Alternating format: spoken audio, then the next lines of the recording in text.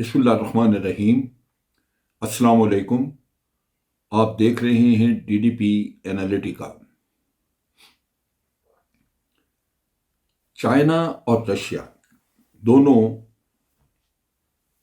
पिछले कुछ सालों में बहुत करीब आए हैं। ख़ास तौर पे जब अमेरिका ने अपनी नेशनल स्ट्रेटजी फॉर्मुलेट की और वो अफ़गानिस्तान से निकलने से कुछ पहले की बात है, ट्रंप का दौर था, और उन्होंने ये वाज़े तौर पे अपने नेशनल स्ट्रेटजी पेपर में ये इंडिकेट किया कि अब चाइना और रशिया ही उनके एडवर्सरीज हैं और इन्हीं के खिलाफ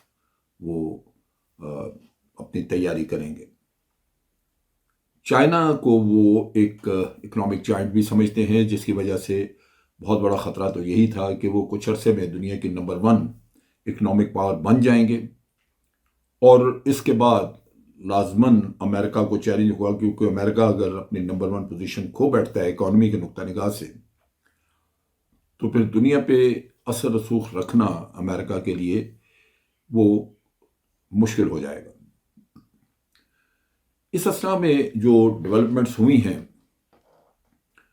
उसमें हम देखना चाहते हैं कि चाइना कैसे अपने आप को बैलेंस कर रहा है, इस सिचुएशन में कैसे वो अपने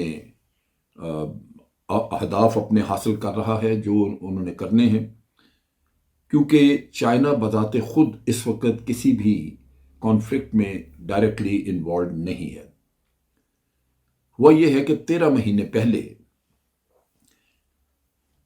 व्लादिमीर पुतिन ने यूक्रेन के ऊपर हमला करके अपने मुल्क को एक जंग में इन्वॉल्व कर दिया,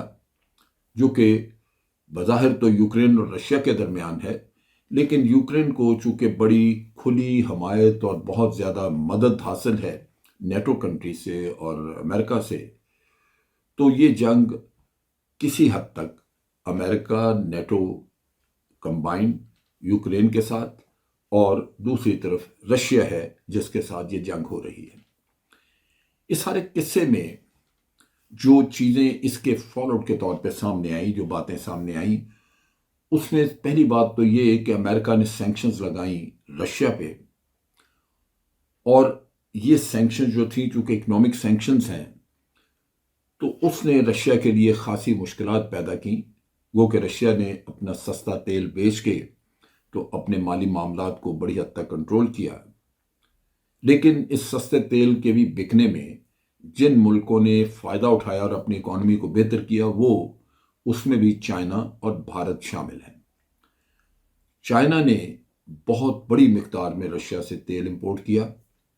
और इसी तरह भारत भी कर रहा है। दोनों मुल्क डिस्काउंटेड रेट पे लेके अपनी इकॉनमी को बेहतर कर रहे हैं, उनको माली एतबार से बहुत ज़्यादा फ़ायदा हो रहा है। चुनाचे ये वक्ती तौर पे तो एक सस्ता तेल के ज़रिए रशिया ने अपने आप को स्टेबल किया, लेकिन जो इकोनॉमिक सैंक्शंस हैं उसका एक प्रोफाउंड इम्पैक्ट है, क्योंकि पूरी दुनिया में मालियाती निज़ाम के ऊपर कब्ज़ा है मगरबी ममालिक का, ख़ास तौर पे अमेरिका का, जिस स्विफ्ट सिस्टम जिसे हम कहते हैं, और उसकी वजह से ये बहुत मुश्किल है कि आप मुकम्मल तौर पे उन सैंक्शन से अपने आप को महफूज रख सकें बावजूद पूरी कोशिश के। लिहाजा एक चीज़ तो सामने आई कि इन हालात में ज़रूरत है कि आप ऑल्टरनेटिव मालियाती निज़ाम डेवलप करें ताकि आप अमेरिका की ज़द से बच सकें। उसमें हमें नज़र आता है कि अमेरिका ने, चाइना ने और रशिया ने कुछ काम किया है। एक तो उन्होंने डी डॉलराइजेशन का काम किया, वो कोशिश कर रहे हैं कि तेल के बिजनेस को डॉलर से जो मुंसलिक किया हुआ है वो ख़त्म कर दिया जाए। आपने देखा कि सऊदी अरेबिया के साथ चाइना ने अपने मुआहदे किए जिससे कि युआन में तेल ख़रीदा जा सकेगा और सऊदी अरेबिया इस पर आमादा है। लिहाजा एक आप यूँ कह लीजिए कि एक इब्तदा हो चुकी है, और अब कोशिश ये है कि ये मालियाती निज़ाम को दूसरी सतह पर ले जाया जाए, जहाँ IMF वगैरह के मद्दे मुकाबल कुछ खड़े किए जाएं, ऐसा निज़ाम बनाया जाए। वो फ़िलहाल मुमकिन नज़र नहीं आता, क्योंकि वो भारत की इन्वॉल्वमेंट के बगैर नहीं हो सकेगा। चाइना रशिया तो इस पर लाजमन कोऑपरेट कर रहे हैं, तैयार भी हैं। लेकिन भारत चूंकि दोनों साइड पे प्ले करता है, अमेरिकन ब्लॉक में भी और चाइनीज साइड इधर रशिया के साथ भी, तो वो मेरा नहीं ख्याल कि वो न्यूट्रल पोजीशन छोड़ने पे तैयार होगा। नतीजा ये है कि वो अमल शायद अभी मुकम्मल ना हो सके, बावजूद इसके कि ब्रिक्स के नाम पे इन्होंने एक अपना मालियाती निज़ाम बनाया था, लेकिन वो अभी भी इतना इफेक्टिव नहीं है जितना कि मगरबी मालियाती निज़ाम है।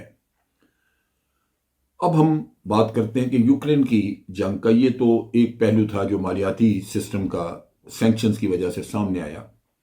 लेकिन चाइना के अपने अहदाफ क्या है, उनके मसले क्या हैं।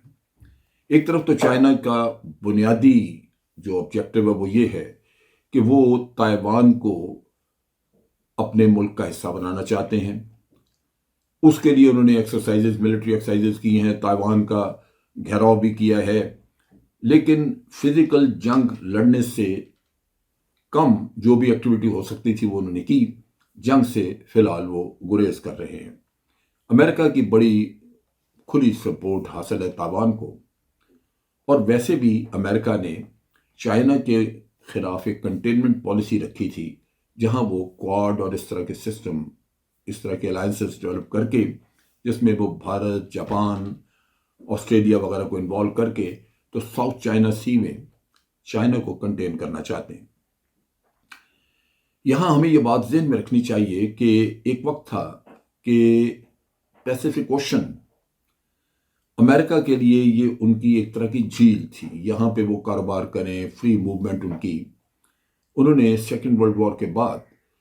पैसिफिक ओशन के ऊपर अपना इतना असर रसूख रखा हुआ था कि अमेरिकन हेजमनी को, अमेरिकन इन्फ्लुएंस को चैलेंज करने वाला वहाँ पे कोई नहीं था। लेकिन चाइना ने जब तरक्की की तो चाइना ने न सिर्फ वहाँ पे आइलैंड्स डेवलप करके तो पैसिफिक ओशन में अपने फॉरवर्ड बेसिस बनाए, बल्कि अपनी नेवी डेवलप की और बहुत बड़ी नेवी तैयार की, जो पैसिफिक ओशन में अब एक कमांडिंग पोजीशन रखती है। और उसकी ज़रूरत इसलिए भी है कि जो भी ऑपरेशंस किसी वक्त पे अगर उनको ताइवान के खिलाफ लॉन्च करने पड़े तो उसमें उनको नेवल फोर्सेस की अशद ज़रूरत होगी। चुनाचे हमने देखा कि कुछ अर्सा पहले ही, गालिबन एक हफ्ता पहले, शी जिनपिंग उन्होंने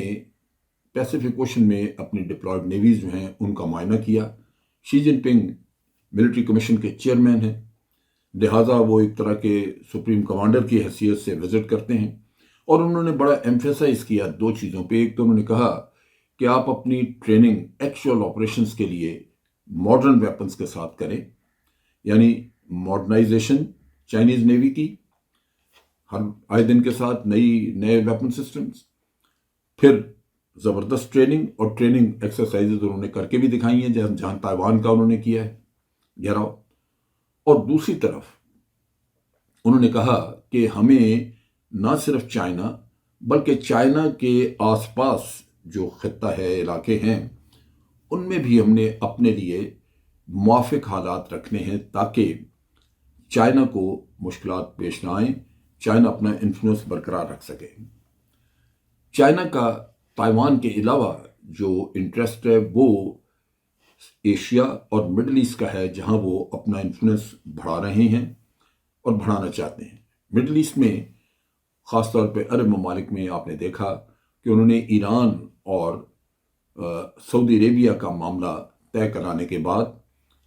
तवज्जो दी है फ़लस्तीन के इशू को, और उन्होंने ऑफ़र किया फ़लस्तीन को और इज़राइल को कि हम आपका झगड़ा चुकाना चाहते हैं। इसका मतलब ये है कि यहाँ पे वो एक पुरअमन तरीके से अपना इन्फ्लुएंस बढ़ाना चाहते हैं, लेकिन जो पुरअमन तरीके से इन्फ्लुएंस बढ़ाया जाता है, अगर वो मिलिटरीली बैकअप ना किया जाए उसको, तो वो इन्फ्लुएंस ख़त्म हो जाता है कुछ अर्से के बाद, क्योंकि आपको चैलेंज करने वाली मिलिट्री फोर्सेस जो है वो मैदान में आ जाती हैं। तो यहाँ भी ये ख़तरा है, लिहाजा चाइना जो कुछ भी अचीव कर रहा है डिप्लोमेटिकली, उसको वो मिलिटरीली बैकअप करेंगे। अब यूक्रेन में जो जंग हुई उससे एक तो रशिया को फौरी तौर पे इस बात का एहसास हुआ कि इंटरनेशनली वो आइसोलेटेड है। ان کو ضرورت ہے اب چائنا کی کہ وہ ان کے ساتھ سالیڈیرٹی دکھائے، چنانچہ ان کی میٹنگ شروع ہوئی۔ یوکرین کی جنگ کا ایک ایفیکٹ یہ بھی ہوا کہ نیٹو جو ایک وقت میں کسی حد تک کمزور پڑ رہا تھا، نیٹو کنٹریز جو ہیں وہ ریلکٹنٹ تھے اس میں مزید پیسہ لگانے میں اور ایکسپینشن میں، وہ اس جنگ کے بعد ایکٹیو ہو گئے، اور آپ نے دیکھا کہ سوئٹزرلینڈ، فن لینڈ وغیرہ جو کسی زمانے میں نیوٹرل کنٹریز تھے، انہوں نے نیٹو جوائن کی اور نیٹو کی ایکسپینشن کا قصہ شروع ہو گیا۔ یوکرین اپنے طور پہ اس میں نیٹو میں شامل ہونا چاہتا تھا، لیکن رشیا نے اسی چیز کو روکنے کے لیے حملہ کیا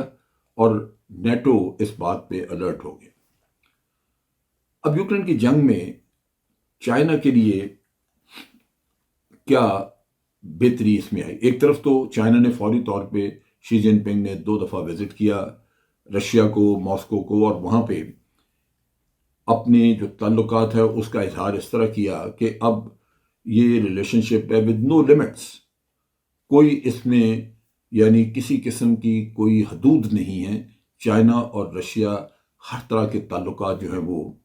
بڑھائیں گے، بتائیں گے اور بنائیں گے اس طرح کے تاکہ وہ انٹرنیشنل جو ان کو تھریٹس ہیں، چیلنجز ہیں، ان کا مقابلہ کر سکیں۔ چائنا اگر چاہتا تو اس سٹیج کے اوپر اس نے بڑی دفعہ 2 دفعہ کم از کم مختلف ایکسکیوز لے کے تو انہوں نے تائیوان کا گھیراؤ کیا، لیکن تائیوان پہ فزیکلی حملہ نہیں کیا۔ بعض لوگ یہ سوچتے تھے کہ جب امریکہ اور نیٹو یوکرین کی سائٹ پہ پوری طرح انوالوڈ ہیں تو یہ غالباً موقع ہے چائنا کے لیے کہ وہ تائیوان پہ قبضہ کر لے، لیکن ہم نے یہ دیکھا ہے کہ چائنا اپنی پالیسیز کے معاملے میں بہت ٹھہراؤ رکھتا ہے، اور وقت ان کے لیے آج موزوں ہے نہیں ہے وہ انتظار کرتے رہتے ہیں، اور ان کا یہ خیال ہے کہ جس طرح ہانگ کانگ بالآخر ان کے پاس آ گیا تھا، اسی طرح تائیوان بھی صرف پریشر بلڈ کرنے سے ہی بالآخر ان کے ساتھ شریک ہو جائے گا۔ اور وہ یہ سمجھتے ہیں کہ امریکہ کا جو انفلوئنس ہے وہ دنیا میں کم ہو رہا ہے اور اس کو مزید کم کرنے کی کوشش کرنی چاہیے تاکہ فزیکل جنگ کے بغیر امریکہ پیچھے ہٹ جائے۔ اس میں چائنا کو جو بہت زیادہ فائدہ ہوا یوکرین کی جنگ کا وہ یہ ہے کہ امریکہ اور مغربی دنیا کے اوپر بڑی سٹریس آئی۔ ایک تو پابندیوں کی وجہ سے تیل لینا مشکل ہوا، نتیجہ یہ کہ انٹرنیشنل تیل کی قیمتیں اوپر گئیں، مغربی دنیا کے اوپر گیس اور تیل خریدنے میں خرچہ بڑھ گیا، ان کی اکانومی پہ پریشر آیا، اور اسی طرح جو انوالومنٹ ہے خرچے کی وہ بڑھ گئی کہ یوکرین میں بے پناہ پیسہ ہتھیاروں کی شکل میں بھی اور کرپشن بھی جو کہ وہاں پہ ہو رہی ہے، پیسہ کھایا جا رہا ہے۔ پیچھے جو ان کے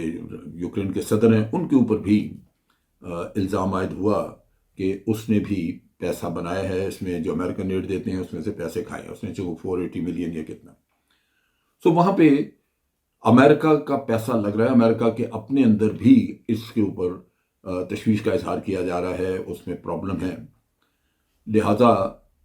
چائنا یہ چاہتا ہے کہ یہ انوالو رہیں اور ان کا خرچ ہوتا رہے، ان کا پیسہ، ان کا ملٹری ہارڈ ویئر نہ صرف وہاں پہ خرچ ہو بلکہ چائنا کو اندازہ ہو جائے کہ کیا لیٹسٹ ہارڈ ویئر ہے جس کو مغربی دنیا یہاں پہ رشیا کے خلاف استعمال کر رہی ہے۔ رشیا باک ڈاؤن ہے، اور وہ جو انیشلی سوچا جاتا تھا کہ رشیا چند ہفتوں میں ہی یوکرین کے اوپر قبضہ کر لے گا وہ نہیں کر سکا۔ نتیجہ یہ کہ چائنا کو اپنے اہداف مل رہے ہیں، لیکن اسی صورت کو دیکھتے ہوئے، چائنا کی بڑھتی ہوئی پاور کو دیکھتے ہوئے، ایک طرف بھارت اپنا ملٹری بلڈ اپ دھڑا دھڑ کر رہا ہے، کوڈ کنٹری جو ہیں وہ اس پہ کانشیس ہیں، سبمرین فورس آسٹریلیا تیار کر رہا ہے کافی زور شور سے، اور جاپان نے بھی اپنی جو ایلوکیشن ہے ان کی فنڈز کی ڈیفنس کے لیے جو ان کا بجٹ ہے اس کو انہوں نے ڈبل کر دیا ہے، اور جاپان نے ارادہ ظاہر کیا ہے کہ وہ اپنی فورسز کو ماڈرنائز کریں گے۔ یہ وہ عنصر ہیں جن کی وجہ سے ایک کمپٹیشن بڑھ تو رہا ہے، لیکن کانفلکٹ کی سچویشن میں چائنا کے لیے خاصے بڑے چیلنجز ہوں گے۔ غالباً یہی وجہ ہے کہ چائنا بہت صبر سے کام لے رہا ہے اور کسی بھی فزیکل کانفلکٹ میں وہ پارٹیسپیٹ نہیں کر رہا۔ اس نے اپنے آپ کو یوکرین کے معاملے میں بھی بہت بچا کے رکھا۔ کہیں یہ واضح طور پہ نظر نہیں آیا کہ وہ کوئی مالی یا مادی اعتبار سے رشیا کی کوئی مدد کر رہا ہو، باوجود اس کے کہ تیل خریدنے سے رشیا کی اکانومی کو بہت سپورٹ ملی ہے، لیکن یہ نہیں دیکھا گیا کہ کوئی اس طرح کا کام کیا ہو جہاں وہ انہوں نے ویپنز دیا ہو۔ دوسری طرف یہ ہے کہ چائنا امریکہ کے ساتھ بھی اپنے ریلیشنز اچھے رکھنا چاہتا ہے۔ امریکہ اور چائنا کی دونوں کی اکانومیز کی لنکیج اس قسم کی ہے کہ یہ انٹر ڈیپینڈنٹ ہے۔ چائنا کے ایکسپورٹس بہت زیادہ ہیں امریکہ کی طرف،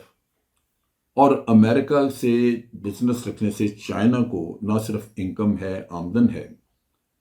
بلکہ ٹیکنالوجی کی بھی انفلو کچھ نہ کچھ رہتی ہے۔ سو چائنا بھی بینیفیشری ہے، اور سستی پروڈکشن لے کے پروڈکٹس لے کے امریکہ بھی اپنے آپ کو فائدہ پہنچاتا ہے۔ سو وہاں پہ یہ انٹر ڈیپینڈنس ہے۔ دوسری طرف رشیا کا، چونکہ رشیا پھنس گیا یوکرین میں، تو وہ اکیلا نہیں ہونا چاہتا، وہ اس کو چائنا کی اپنی ضرورت ہے، اور اس خطے میں وہ اپنا بلاک بنانا چاہتا ہے تاکہ چائنا کے ساتھ مل کے وہ جو اس کی آئسولیشن انٹرنیشنلی جو مغربی دنیا نے اس کے اوپر امپوز کی ہے، اس کو وہ فائٹ کر سکے، اور اس آئسولیشن سے نکلنے کے لیے چائنا اس کے لیے بہت ضروری ہے۔ سو یہاں ہم دیکھتے ہیں کہ چائنا، ایران، رشیا، اور کسی حد تک وہ انڈیا کو بھی انوالو کرنا چاہتے ہیں۔ سو یہ ایک ڈیولپ ہوتا ہوا ہمیں ایک بلاک نظر آتا ہے۔ چائنیز اس سارے کھیل میں پولیٹیکلی بھی گین کر رہے ہیں۔ مثال کے طور پہ چائنا کو جو سفیر پیرس میں موجود تھا، اس سے سوال کیا گیا کہ یوکرین کے معاملے میں آپ کی پالیسیز کیا ہے، اور آپ سمجھتے ہیں کہ کرائمیا جو کہ یوکرین کا حصہ تھا کبھی، وہ واقعی یوکرین کے ساتھ ہونا چاہیے کیونکہ وہ رشیا نے اس پہ قبضہ کر لیا تھا۔ تو انہوں نے بڑا ٹیکٹفلی جواب دیا، انہوں نے کہا کہ کرائمیا کبھی بھی یوکرین کا حصہ نہیں تھا، یہ تو خروشیف نے، جو کہ اس زمانے میں وزیر اعظم تھا ان کا رشیا کا، خروشیف نے اپنے دور میں ان کو آفر کر دیا تھا، دے دیا تھا، جبکہ وہ یوکرین کا حصہ نہیں تھا۔ اور پھر ساتھ ہی انہوں نے کہا کہ یہ جتنی بھی سینٹرل ایشین اسٹیٹس ہیں جو رشیا کا حصہ ہوتی تھیں، ان کی سوورینٹی کوشچنیبل ہے، ان کی حاکمیت کوشچنیبل ہے، اس وجہ سے کہ یہ اسٹیٹس جو ہیں وہ کسی معاہدے کے تحت رشیا سے علیحدہ ہو کے وہ علیحدہ مملکت نہیں بنی۔ سو آج بھی کوئی ریٹن ایگریمنٹ نہیں ہے۔ سو یہ اسی طرح ہے کہ یہ علیحدہ ہو گئیں، اور کل ان کو رشیا پکڑ کے اپنے ساتھ ملا کے اکٹھا کر لے تو یہ اکٹھی ہو سکتی ہیں۔ اس چیز کا بڑا برا منایا جو لٹویا، اسٹونیا وغیرہ، یہ جو رشین ریاستیں علیحدہ ہوئی تھیں، کیونکہ ان کے خیال میں تو وہ باقاعدہ ایک انڈیپینڈنٹ ساورن کنٹریز ہیں، لیکن چائنا نے اپنا مائنڈ، حالانکہ یہ یوکرین کی جنگ سے پہلے یوکرین کو چائنا نے ایک انڈیپینڈنٹ کنٹری کے طور پہ ریکگنائز کیا ہوا تھا، لیکن اب پالیسی میں یہ تھوڑی سی شفٹ نظر آتی ہے۔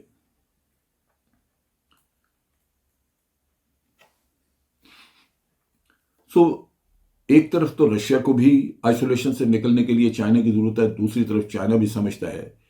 کہ وہ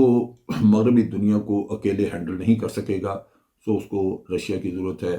وہ پیسفلی اپنا انفلوئنس بڑھا رہا ہے